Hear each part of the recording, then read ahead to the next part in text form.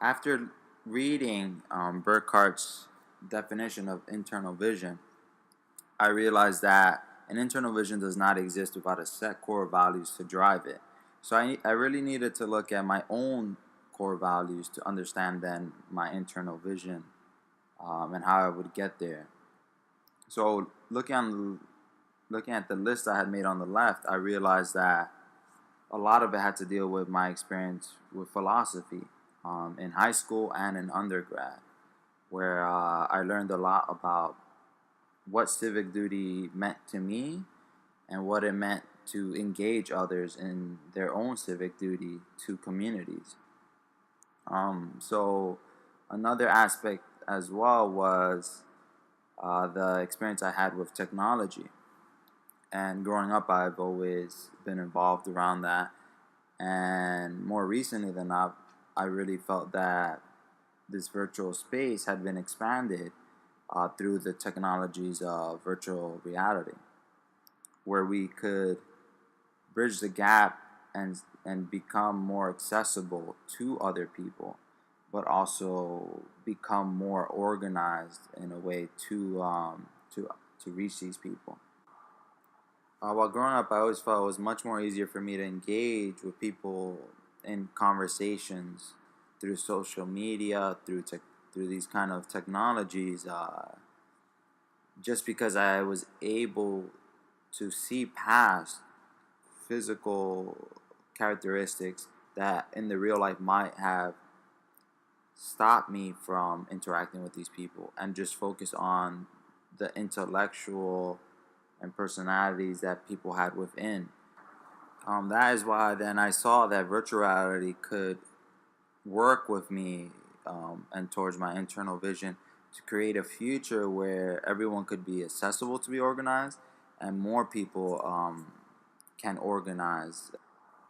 As you can see on the top left slide, I had put three different groups there that represent, different demographics in terms of age, certain disabilities, and various combination on that corner left. What I wanted to do here was show you that certain people have certain ideas of who an organizer can be, and our discrimination sometimes get in the way of that, and certain isms get in the way of that, and our society has constructed these boundaries kind of stops us from seeing certain people as organizers just because of maybe how capable they may be in society or not capable.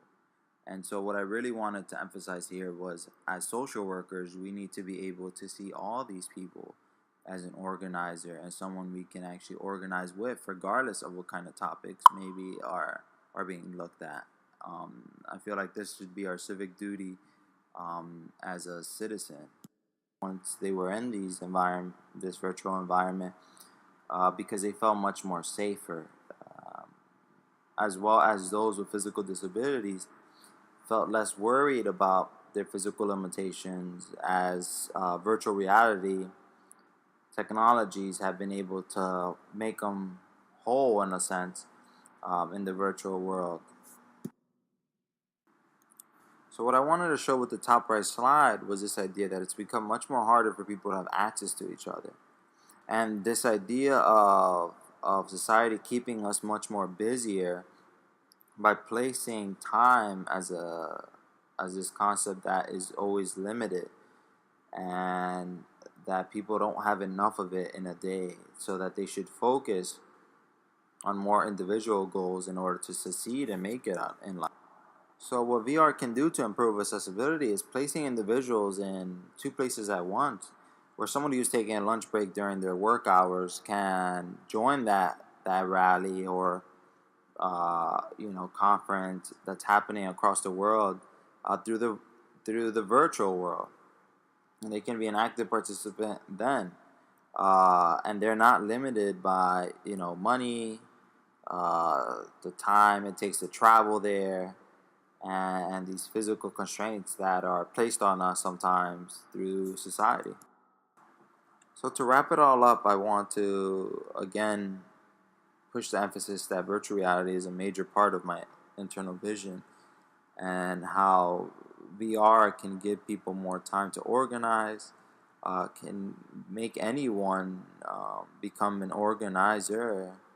and anyone can be seen as someone that can be organized at the end of the day, because there is no physical characteristics, there is no physical limitations that prevent this from occurring, at least if in the current state of VR. Uh, and by doing so, you increase accessibility to many people to kind of give their input on the table of these topics and issues.